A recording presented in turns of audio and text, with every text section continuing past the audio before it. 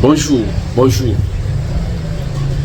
Du 7 au 8 février 2025 va se dérouler à Dar es Salaam, en Tanzanie, une réunion réunissant les chefs d'État de l'Afrique de l'Est et aussi de l'Afrique centrale. C'est la troisième réunion en 2 ans qui va concerner les chefs d'État réunissant, qui va concerner les chefs d'État et dont il faudra la présence du président, chef de l'État de la RDC, Félix Tshisekedi, du président du Rwanda, Paul Kagame.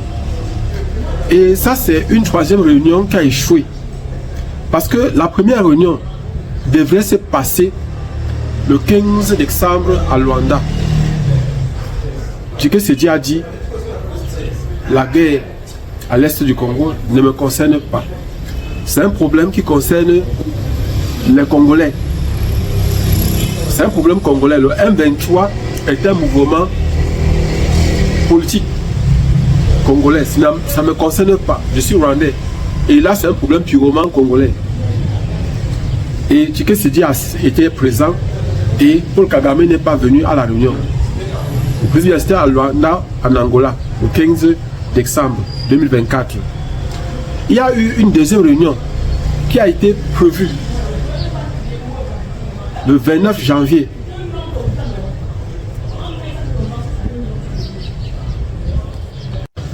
Il y a eu une deuxième réunion qui devait se passer le 29 janvier au Kenya. À ce moment-là, la personne qui a décliné l'autre, qui a dit qu'il ne vient pas, c'était monsieur Paul, c'était monsieur Tshisekedi. Il a refusé carrément d'assister à la réunion qui devait se passer au Kenya, toujours pour la résolution des conflits dans les Grands Lacs, à l'est de la RDC. Maintenant, concernant la réunion qui va se passer du 7 au 8 à Dar es Salaam, en Tanzanie, ces deux chefs d'État ont accepté de venir. Parce qu'il ne faut pas oublier que, dans un premier temps, Paul Kagame prétend qu'il ne soutient pas le M23, mouvement qui terrorise les populations à l'est de la RDC. Et Tshisekedi, président de la RDC, accuse Paul Kagame de soutenir le M23. Que va-t-il se passer dans ce congrès qui est à Dar es Salaam concernant les populations, concernant les chefs d'État de l'Afrique de l'Est et aussi de l'Afrique australe? Plusieurs chefs d'État vont assister à cette réunion. Ça sera une réunion qui va concerner plusieurs chefs d'État, c'est-à-dire tous les chefs d'État des régions des Grands Lacs et aussi de l'Afrique australe. Que va-t-il se passer pendant cette réunion? Est-ce que Paul Kagame va continuer à acclamer son innocence de ce qui ne soutient pas le M23? Et est-ce que, par exemple, quels sont les arguments qu'il pourrait utiliser? Nous allons essayer on va essayer de voir les arguments que Paul Kagame peut utiliser pour se dédouaner. Il ne pourra pas seulement dire « je ne suis pas en train de soutenir ». Voilà. Le M23 est un mouvement constitué. Il pourra utiliser les arguments tels que le M23 n'est pas un mouvement purement rwandais. C'est un mouvement qui concerne tous les peuples, étant donné que c'est un groupe rebelle. Et le mercenariat ne connaît pas les pays ou les ethnies. C'est un groupe qui n'est pas constitué uniquement des Tutsis. C'est un groupe constitué des Tutsis, des Hutus et beaucoup d'autres nationalités. Le M23 n'est pas un groupe purement Tutsi. C'est vrai que l'argument premier utilisé par le M23 était de défendre les droits des minorités Tutsi se trouvant en RDC. Ça, c'est ce que prétendait le M23 lors de sa création. Pour justifier sa création, le M23 dit qu'il était un mouvement qui défendait les droits des minorités Tutsi en République démocratique du Congo. Que la minorité Tutsis subissaient souvent des exactions provenant des milices locales à RDC. Et le pouvoir de Kinshasa ne faisait rien pour protéger cette minorité Tutsi. Voilà les arguments qu'ils pourront utiliser, que Paul Kagame pourra utiliser. Le deuxième argument pour se dédouaner qu'il pourra utiliser par exemple lors de cette réunion, ça sera simplement que lui il a toujours dit que le M23 est un mouvement purement congolais et que s'il faut éradiquer le M23, il faut aussi éradiquer toute autre rébellion qui se trouve dans l'est de la RDC, pas seulement le M23. Il faudra démanteler toutes les rébellions qui se trouvent au niveau de la RDC, à l'est de la RDC. Voilà l'idée, voilà les arguments que va utiliser Paul Kagame. Et d'autres arguments peuvent encore sortir. Et maintenant, à son tour, on pourra s'attendre à ce que le président de la RDC, son excellence Félix Tshisekedi, puisse dire qu'il ne négociera jamais avec le M23. Parce que Paul Kagame va prétendre qu'il faut que Félix Tshisekedi aille négocier plutôt avec le M23. Ce qui n'est pas possible parce que pour Félix Tshisekedi, le M23 est un mouvement rebelle et la RDC ne peut pas négocier avec les terroristes.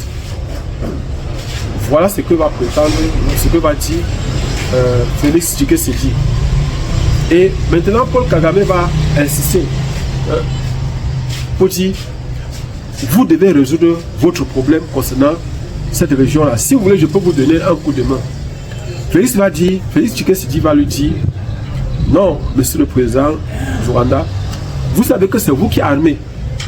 C'est vous qui armez le M23. C'est vous qui soutenez le M23. Et vous les armez, vous les nourrissez, vous les donnez tout ce qu'il faut pour pouvoir nous attaquer. Il faut attaquer tout l'est de la RDC. Vous ne pouvez pas imaginer par exemple donc ça sera comme un jeu de ping-pong entre le président Tshisekedi et le président Paul Kagame. Et à la fin, ce qui est sûr, il y a de fortes chances que si le président, par exemple Félix Tshisekedi, va accepter qu'il faut démanteler tous les groupes rebelles qui se trouvent à l'est de la RDC. Parce que ces groupes rebelles mettent en danger tous les pays de la sous-région. Et j'ai bien précisé dans l'une de mes précédentes vidéos que si la RDC, s'il y a un conflit qui touche une partie de la RDC, ça va toucher toutes les autres parties de la sous-région. Et c'est la raison peut-être pour laquelle le ministre des Affaires étrangères de la RDC à l'ONU a menacé de laisser sortir la population, de faire mettre dehors, de laisser les problèmes entrer dans la rue. Moi, j'ai trouvé cela comme une menace, une faiblesse de la diplomatie de la RDC congolaise. Parce que, en fait, elle n'avait pas dit cela. Soit ça prouve qu'elle panique, que la RDC panique, soit ça prouve qu'ils sont, on ne va pas me dire, peut-être un peu, pas très compétents en ce qui concerne la diplomatie congolaise. Donc, cette réunion, à quoi peut-on s'attendre? C'est une autre question qu'on peut se poser. À la fin, quelles seront les conclusions d'une telle réunion? Est-ce que, enfin, Paul Kagame va reconnaître que c'est lui qui déstabilise la RDC en utilisant le M23 comme prétexte, comme mouvement rebelle, pour attaquer de façon indirecte la RDC et exploiter ses minéraux? Est-ce que, par exemple, le Rwanda va accepter, enfin, qu'il vole les minéraux de la RDC en s'appuyant sur un groupe terroriste tel que le M23? Est-ce que le président Paul Kagame va accepter qu'il viole le territoire congolais en utilisant une milice locale, prétextant qu'il s'agit d'un mouvement rebelle nommé M23 qui défend les intérêts des Congolais, la minorité tutsi congolaise? Est-ce qu'enfin il va accepter cela? Est-ce que de son côté aussi, le président Tshisekedi va cesser d'accuser indirectement Paul Kagame d'être à l'origine, d'accuser directement Paul Kagame d'être à l'origine de la crise à l'est de la RDC, en soutenant le M23, en armant le M23. Y a-t-il des preuves, et des preuves tangibles, que le M23 est constitué des éléments de l'armée régulière rwandaise? Je ne sais pas s'il y a des preuves. Est-ce que le président Tshisekedi va enfin nous dire de façon frontale qu'il va attaquer, déclarer la guerre de façon directe à Paul Kagame, président du Rwanda, en lui faisant comprendre que s'il venait encore à traverser ses frontières avec sa milice M23, alors il réagirait de la pire des façons. Va-t-il demander, va-t-il faire cela? Est-ce que le président Tshisekedi va menacer de façon frontale Paul Kagame? Est-ce que, par exemple, de l'autre côté, Félix Tshisekedi peut aussi, est-ce qu'il va demander de l'aide, le soutien de Paul Kagame? Parce qu'il sait que Paul Kagame a une expérience en tant que président. Il a une expérience en tant que guerrier. C'est un soldat. Il a commencé à travailler pour l'Ouganda. Et avec les soutiens que ces pays-là ont, c'est-à-dire que ce soit le Rwanda, que ce soit la RDC, on sait aujourd'hui que Israël soutient le Rwanda. On sait aujourd'hui par exemple qu'il y a des grandes firmes occidentales qui soutiennent le Rwanda. Mais on sait aussi qu'il y a des pays qui soutiennent l'Union africaine, a envoyé des contingents, des policiers et des militaires pour la protection des civils. On le sait. Qu'est-ce qui va se passer véritablement concernant cette réunion du 7 au 8 février 2025? Pendant cette réunion à Dar es Salaam, en Tanzanie. Est-ce que ces deux-là vont accepter enfin, ou encore, est-ce que tous ces pays-là vont accepter de démanteler tous ces réseaux? Est-ce qu'il va se créer, par exemple, une armée forte qui pourra déloger toutes les milices? Toutes les milices qui se trouvent, plus de 200 milices qui se trouvent à l'est de la RDC. Face à ces questions, nous considérons que les réponses seront données après cette réunion du 7 au 8 février 2025 à Dar es Salaam. On ne sait pas encore, nous ne pouvons pas lire les cartes, nous ne sommes pas des divins. Nous allons attendre que la réunion se passe. Est-ce que déjà les deux vont assister? Est-ce que Paul Kagame sera là, présent? Est-ce que par exemple Félix Tshisekedi sera présent à cette réunion? Ils ont dit oui, ils seront présents. Peut-être enfin, le problème sera résolu. Mais sachant que, constamment, Tshisekedi est accusé par le M23 de ne pas respecter les accords signés. Or, chaque fois on dit, ce n'était pas des accords, c'était des déclarations. Est-ce que par exemple de l'autre côté, le Rwanda, ayant assisté à d'autres réunions de la sorte, pour pouvoir résoudre toujours ces conflits dans les grands lacs, est-ce que enfin une solution sera trouvée à ce problème pour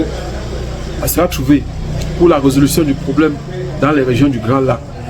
Est-ce qu'enfin les populations de ces régions du Grand Lac seront calmes, seront paisibles, vont vaquer paisiblement à leurs préoccupations ou à leurs occupations?